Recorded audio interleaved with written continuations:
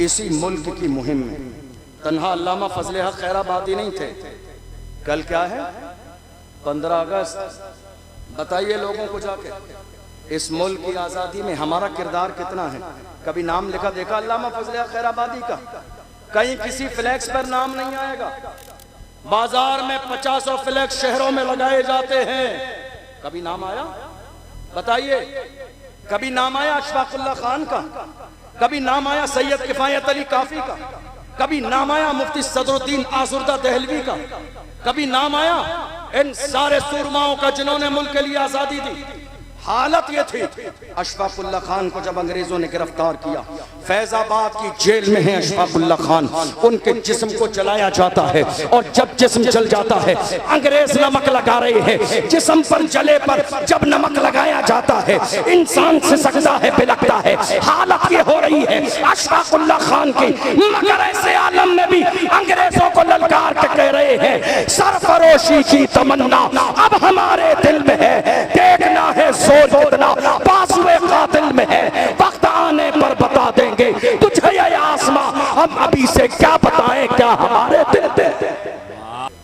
15 अगस्त हमने बहुत सारे 15 अगस्त के प्रोग्राम देख लिए, नाम बहुत सारे लोगों का आता है, मगर दुनिया ये कोशिश कर रही है कि मुल्क की आजादी की तारीख भी बदल दे, नाम ना जाए किसी मुसलमान का, वरना इस मुल्क की हालत ये रही है। जब अंग्रेजों ने इस मुल्क में कब्जा जमा लिया था, लोग गुलामी की जिंदगी गुजार रहे थे, बड़े बड़े सूरमा डर के मारे घरों में घुसे थे। ऐसे आलम में मेरा एक आलिम मदरसे में पढ़ाने वाला खड़ा हुआ था, दिल्ली की जामा मस्जिद से जिहाद का फतवा दिया था। दुनिया उस आलिम को अल्लामा फजल हक खैराबादी के नाम से जानती है। हमारे जवान कैसे थे जी, आज कितनी तारीख है बताइए, कितनी तारीख है? 15 अरे बोलो यार, 15 अगस्त। और ये कौन सी तारीख है? जब ये तारीख आए तो नाज किया करो। दुनिया जो चैन की सांस इस मुल्क में रहती है वो देन हमारी, दुनिया ये जो सुकून की जिंदगी गुजार रही है वो देन हमारी है। अरे हिंद को नाज है जिस पर वो निशानी हम है, ताज और लाल किले के यहाँ पानी हम हैं। न घबराओ मुसलमानों, खुदा की शान बाकी है, अभी इस्लाम जिंदा है, अभी कुरान बाकी है। ये दुश्मन क्या समझते हैं जो अपने दिल में हंसते हैं, अभी तो करबला का आखिरी मैदान बाकी है। ये मुल्क जो चैन की सांस सो रहा है, चैन की नींद ले रहा है, ये देन किसी और की नहीं, हम कलमा पढ़ने वाले मुसलमानों की। आपने देखा नहीं, थोड़े से जमाने पहले पहलगाम में एक हादसा हुआ था। जब वो हादसा हुआ उसके बाद बयान आए, आपको और हमें मालूम था कि बयान अब किसके लिए आएंगे। वो सारे बयान हमारी और आपकी शान में थे, हमारी जो है शान में थे। बैठिए आप, बैठिए, बैठ जाइए आप। ये क्या तरीका हुआ आपका? बैठ जाइए आप। हमारे यहाँ हालात ये हैं कि उस मौके पर कंडीशन ये हुई कि लोगों ने तरह तरह के बयान दिए। असल में उन्हें करबला के वाक़या सुनने हैं, तो मैंने पहले ऐलान किया था कि मेरे बाद जो मुफ्ती साहब आएंगे उनको ये टॉपिक दिया गया है करबला का बयान सुनाने का, तो वो मेरे बाद आके पूरी तफसील सुनाएंगे। तो अब दो लोग दोनों सेम बात करेंगे तो मुझे लगता है कि वो मुनासिब नहीं रहेगी, इसलिए, वरना तो मैं करबला का बयान सुना देता हूँ। वो बोलिए नारे तकबीर। अगर कुछ बात भुलाना है तो आवाज बढ़ाना है। नारे रिसालत। जिसको जो नौकरी मिलती है वो इंसान वही नौकरी करता है, जो जिम्मेदारी मिली है वो बात कर रहे हैं। अब आपकी जिम्मेदारी है आवाज बुलंद करने की। नौजवानों बोलो नारे रिसालत। आवाज बुलंद हो, ठंडी आवाज ना पड़े। मुसलमानों, खून ठंडा नहीं होना चाहिए। नारे रिसालत, नारे रिसालत, इश्क मोहब्बत, इश्क मोहब्बत। पहलगाम में थोड़े से जमाने पहले एक वाकया हुआ, और हुआ ये, आप मेरी तरफ तवज्जो रखिए, कोई मसला नहीं है। वो चाचा हमारे समझ नहीं पाए, हमारे बड़े बुजुर्ग हैं। असल में मेरे बाद मुफ्ती साहब आएंगे तो उनका ये मौजू है मुहर्रम का बयान, तो अब मैं भी वही सेम बात सुनाऊं तो मुझे लगता है कि मुनासिब नहीं है, इसलिए। वरना अगर मुझे ये मौजू मिला तो मैं बयान कर देता, बहरहाल मेरे सामने। और दूसरी बात ये है कि मेरी तारीख लेने वाले लोग, मैं आज के ऐलान भी कर दूं, मेरी तारीख लेने वाले लोग मेरी तकरीर सुनने के बाद ही तारीख लिया करें, क्योंकि मैं हालात पर बात करता हूं, मैं कौम की बात करता हूं, कौम को जगाने की बात करता हूं। जो सोना ही चाहते हैं वो मेरी तारीख न लें, जो जागना चाहते हैं, आईना देखना चाहते हैं, वही मेरी तारीख लें। मैं आईना हूं, दिखाऊंगा दाग चेहरे के, जिसे खराब लगे सामने से हट जाए। आज जरूरत इस बात की है, रसूलुल्लाह की इज्जत की बात आई, मेरे रसूल की अजमत पर कुत्ते भौंकते रहे, कोई मैदान में नहीं आया। बड़े बड़े नेता मंत्री अपने घरों में एयर कंडीशन रूमों में सोते रहे। हमने देखा वहीं बाज़ाब्ता महाराष्ट्र की सरजमीन पर एक मर्द कलंदर खड़ा हुआ और इतनी बड़ी रैली निकाली, रैली नहीं रेला था, रेला, इतनी बड़ी रैली निकाली, दुश्मनों के कलेजे दहल गए। उस मर्द कलंदर ने रैली में कहा था, जो जान मांगोगे जान देंगे, जो माल मांगोगे माल देंगे, मगर ये हमसे कभी न होगा, नबी का चाहो तो। जिंदाबाद। जरूरत इस बात की है कि हुजूर की इज्जत की बात की जाए, हुजूर की इज्जत की बात। या रसूल अल्लाह, हमारी जानें, हमारे माँ बाप आपके कदमों पर कुर्बान। हमेशा सहाबा ने यही कहा, फिदा का अबी व उम्मी या रसूल अल्लाह, मेरे माँ बाप आप पर कुर्बान या रसूल अल्लाह। आज हालत क्या हुई, अब जरा सुनिए तवज्जो से। पहलगाम में हादसा हुआ, हम कड़े शब्दों में उसकी निंदा करते हैं और हुकूमत से मुतालबा करते हैं कि जिन्होंने ये जुल्म किया उन्हें गिरफ्तार करके फांसी की सजा दीजिए बरेली के चौराहे पर। हम आपके साथ हैं। जो जुल्म करने वाला है वो दहशतगर्द है, मगर ये भी समझ लीजिए, जहां दहशतगर्द है वहां इस्लाम नहीं, और जहां इस्लाम है वहां दहशतगर्दी नहीं है। इसलिए कि मेरा इस्लाम दहशतगर्दी को हराम करार देता है। और रही बात, हमारे लिए बयान दिया गया, सोशल मीडिया पर मौजूद होगा, जाके सर्च कर लीजिएगा। कितने लोगों ने कहा कि ये कौम मुस्लिम इस मुल्क में कूड़ा है, कूड़ा। जब तक ये कचरा साफ नहीं होगा मुल्क में चैन नहीं आएगा। जब हमने ये जुमला सुना दिल को बड़ी तकलीफ हुई। हमने कहा, जिस मुल्क पर इतरा रहे हो, जिस मुल्क की चीजों को देखकर दुनिया ने इस मुल्क को सोने की चिड़िया कहा, वो लाल किला हमने दिया, हमने दिया। वो कुतुब मीनार हमने दिया, हमने दिया। वो दिल्ली की जामा मस्जिद हमने बनाई, हमने बनाई है। फिर भी हमसे ये किला है कि वफादार नहीं, फिर भी हमसे ये गिला है कि वफादार नहीं। अरे हम वफादार नहीं, तू भी तो दिलदार नहीं। आपको पहलगाम की सरजमीन पर मरने वाले नजर आए, गोली चलाने वाले नजर आए, लेकिन अपनी पीठ पर एक जवान को लेके दौड़ता हुआ, जान की परवाह किए बगैर, नाम और जात बिरादरी पूछे बगैर, अपनी पीठ पर सवार करके भागने वाला साजिद भट्ट नजर नहीं आया? उनके लिए मरने वाला सैयद आदिल हुसैन नजर नहीं आया? आपको इम्तियाज नजर नहीं आया?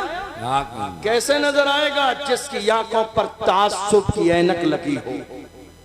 वो सच्चा कभी नहीं देख सकता है। हमने कब हिमायत की पहलगाम की? पूरे मुल्क में देख लीजिए, जुमे के बाद, जलसे के बाद रैलियां निकली और हमने हुकूमत तक ज्ञापन पहुंचाए। कहा जिन्होंने ये जुल्म किया गिरफ्तार करके फांसी की सजा दो, ताकि दुनिया को पता चल जाए इस्लाम कभी दुश्मनों की हिफाजत की बात नहीं करता है। लेकिन रही ये बात कि हमें यह समझ लिया गया किराएदार हैं, किराएदार नहीं हैं। असल में गलती कहाँ हुई? कौम मुस्लिम से। कौम मुस्लिम से गलती यहाँ हुई। हमने हर जमाने में नारा लगाया, वफादार भी हैं, जिम्मेदार भी हैं, बस खामोश हो गए। आज नारा लगाइए, वफादार भी हैं, जिम्मेदार भी हैं और इस मुल्क में बराबर के हिस्सेदार भी हैं। नारे तकबीर, नारे रिसालत। खतीब इस्लाम हजरत अल्लामा अशरफ जिलानी साहब क़िबला, शायर इस्लाम कारी मोहम्मद अली फैजी बराउन शरीफ, नारे तकबीर। नारा ये लगाइए, हम जिम्मेदार भी हैं, वफादार भी हैं और इस मुल्क में बराबर के हिस्सेदार भी हैं। क्या है? क्या है? हिस्सेदार भी हैं। और जब से हमने ये हिस्सेदारी की बात न की, दुनिया तो ये भूल ही गई कि इस मुल्क में हमारा कोई हिस्सा भी है। 15 अगस्त, हमने बहुत सारे 15 अगस्त के प्रोग्राम देख लिए, नाम बहुत सारे लोगों का आता है, मगर दुनिया ये कोशिश कर रही है कि मुल्क की आजादी की तारीख भी बदल दे, नाम ना जाए किसी मुसलमान का। वरना इस मुल्क की हालत ये रही है, जब अंग्रेजों ने इस मुल्क में कब्जा जमा लिया था, लोग गुलामी की जिंदगी गुजार रहे थे, बड़े बड़े सूरमा डर के मारे घरों में घुसे थे। ऐसे आलम में मेरा एक आलिम मदरसे में पढ़ाने वाला खड़ा हुआ था, दिल्ली की जामा मस्जिद से जिहाद का फतवा दिया था। दुनिया उस आलिम को अल्लामा फजले हक खैराबादी के नाम से जानती। वो कोई और नहीं था, वो कोई और नहीं था, वो हमारा एक आलिम अल्लामा फजले हक खैराबादी ने अंग्रेजों के खिलाफ जिहाद का फतवा दिया। 15 अगस्त है तो सुन के जाइए, जिहाद का फतवा दिया। अब चूंकि हर जमाने में दलाली करने वाले कौम के दलाल सलामत रहे, पकड़वाना भी इनका काम है, जवानों की लिस्ट बनाना भी इनका काम है, आगे पहुंचाना भी इनका काम है, पकड़वाना भी इनका काम है, उनके माँ बाप को 50,000 बोलना भी इनका काम है, फिर रात के अंधेरे में तोड़ बट्टे कराना भी इनका काम है, आधे अपनी जेब में और आगे बढ़ा देना भी इनका काम है। जब ये हालत देखता हूँ तो मुझे याद आता है डॉक्टर राहत इंदौरी का वही शेर, लगेगी आग तो आएंगे घर कई जद में, यहाँ पे सिर्फ हमारा मकान थोड़ी है। कौम के दलालों ने दलाली की अंग्रेजों के पास जाके और बता दिया, फजले हक खैराबादी ने तुम्हारे खिलाफ मुहिम चलाई है। कौम जाग गई है। आपको मालूम है अंग्रेजों को, जरा तवज्जो से सुनिएगा, मैं बस 15-20 मिनट में अपनी बात मुकम्मल कर रहा हूँ। मोहम्मद अली फैजी भाई आ चुके हैं, पूरे मशहूर का, पूरे मुल्क का मशहूर लहजा अल्हम्दुलिल्लाह, जिसे तमाम लोग पसंद करते हैं, हम लोग भी बड़ी दिल से उनकी नात सुनते हैं, इंशाअल्लाह भी सुनेंगे। मैं बस बात मुकम्मल करने लगा हूँ चूंकि वक्त भी बहुत ज्यादा हो रहा है। अल्लामा फजले हक खैराबादी जिहाद का फतवा दिया। आपको मालूम है मुल्क में लोग इतने ज्यादा थे, तवज्जो है आपकी, लोग इतने ज्यादा थे मगर अंग्रेजों को डर, जुमले पे गौर कीजिएगा, अंग्रेजों को डर भीड़ से नहीं आलिमों से था। अंग्रेजों को डर पब्लिक की भीड़ से नहीं था, आलिमों से था। वो जानते थे आलिमों की जबान में आज भी वही तासीर है। लोग भीड़ जमा करते हैं 500-500 के नोट रात के अंधेरे में बांट कर, मगर ये मोहम्मद अरबी के गुलाम जहां चले जाते हैं हजारों का मजमा आ जाता। अंग्रेज ये बात जानते थे, उन्होंने अल्लामा फजले हक खैराबादी को गिरफ्तार किया, कोर्ट में पेश किया जाने लगा।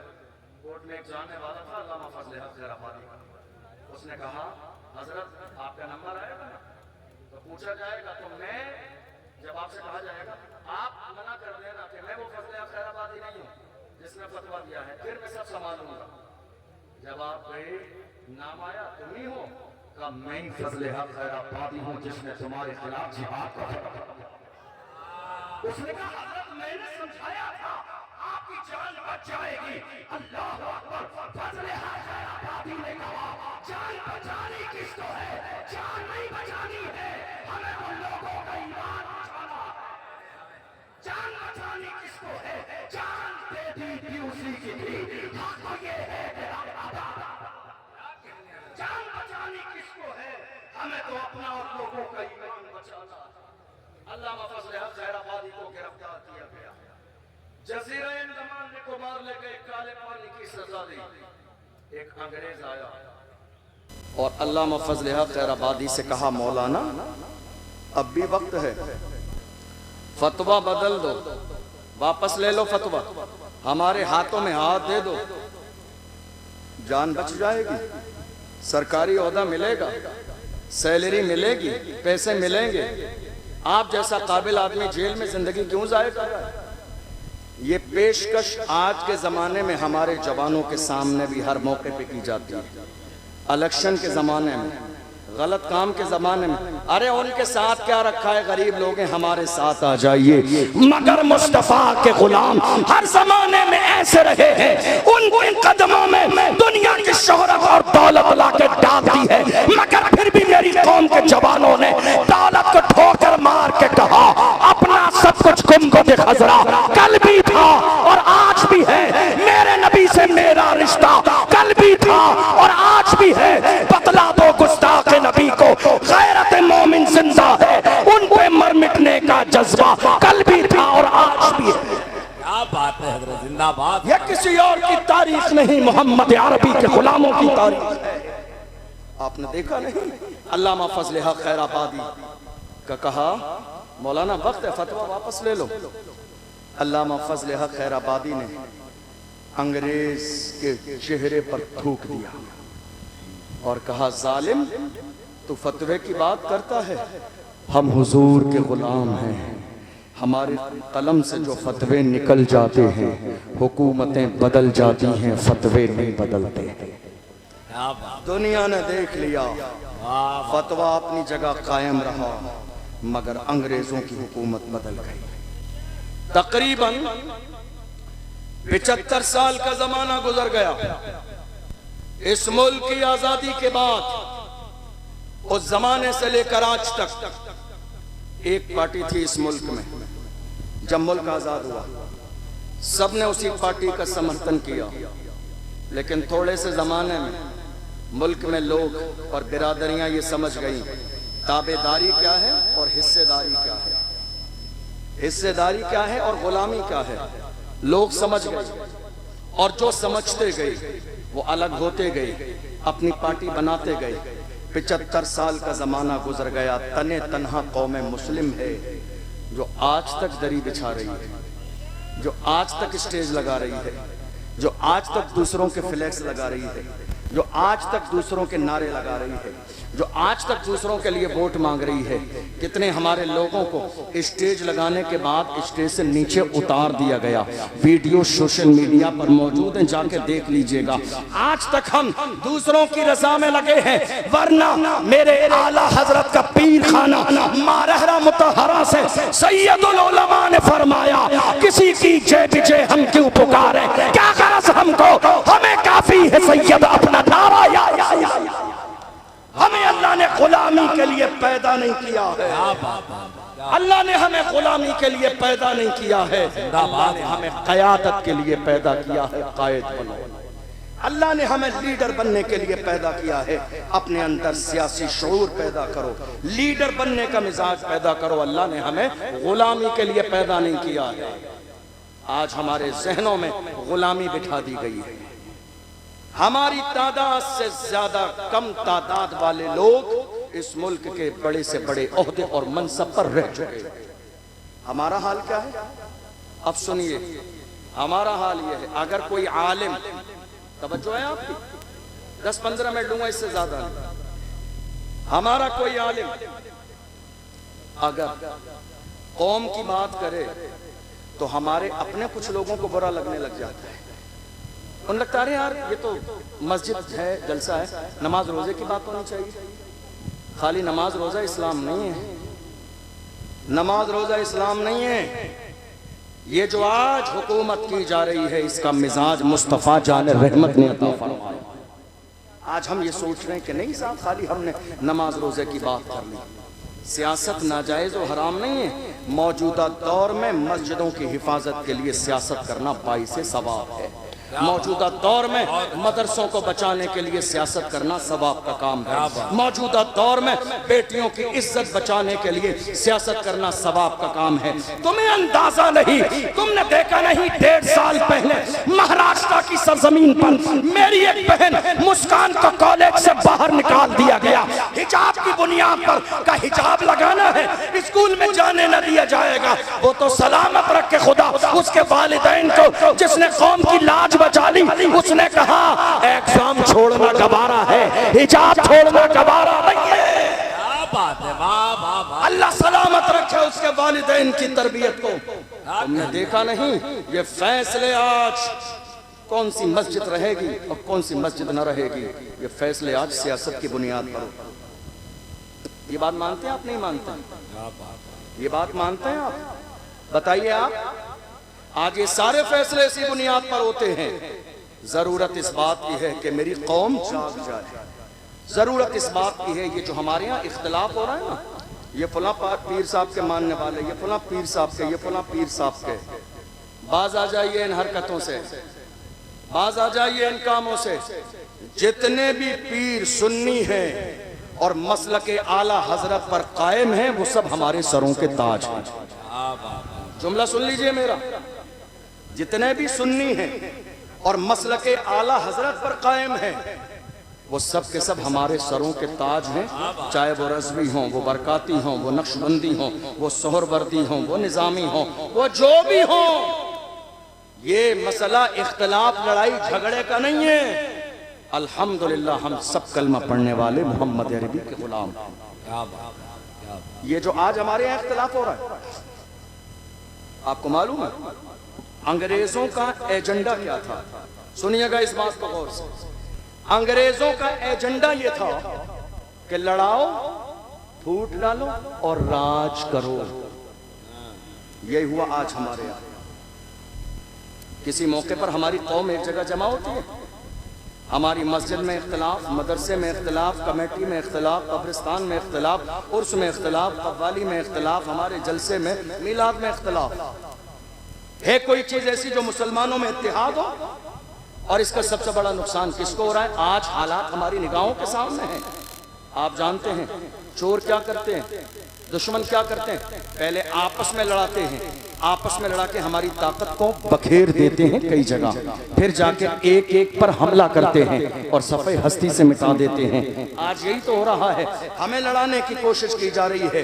उसका पीर ऐसा है, मेरा पीर ऐसा है, इसका पीर ऐसा है। याद रखिएगा पीर साहब बाद में है, रसूलुल्लाह की जात पहले है, अबू बकर सिद्दीक की जात पहले है। हमने रसूलुल्लाह का कलमा पढ़ा है, मेरे नबी की जात नुक्ते इत्तेहाद है। जो रसूलुल्लाह को मानने वाला है वो हमारे सर का ताज है। हम मोहम्मद अरबी के मानने वालों को अपना भाई समझते हैं। अल्लाह का कुरान कहता है इन्नमल मोमिनून इख्वा, तमाम कलमा पढ़ने वाले आपस में भाई भाई। क्या बात, ये मिजाज किसने दिया? इस्लाम ने।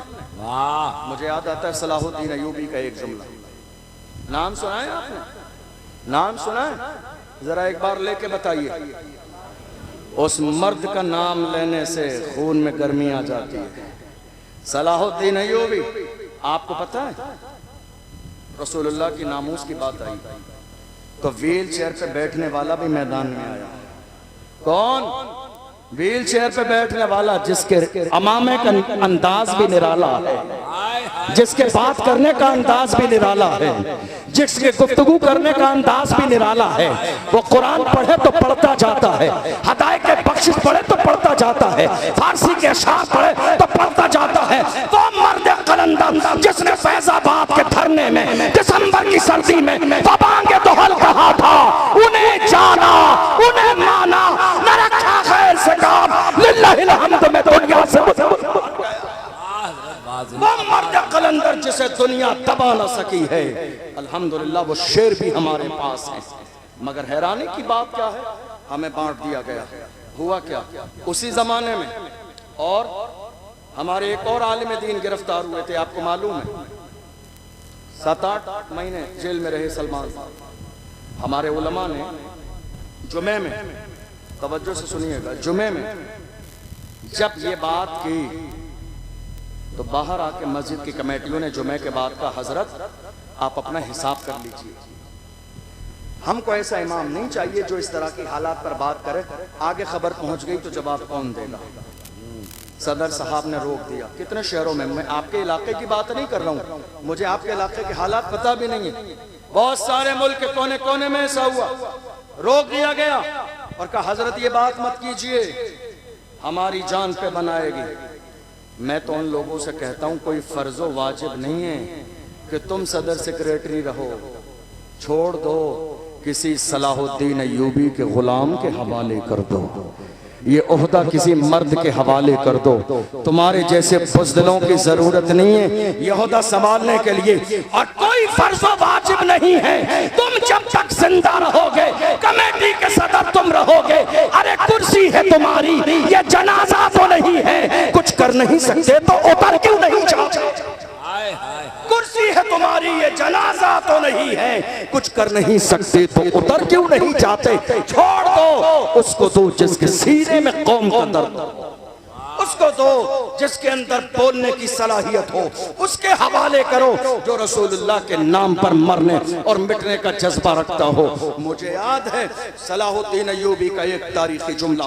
सलाहुद्दीन अय्यूबी ने एक जुमला कहा था, उन्होंने फरमाया था अगर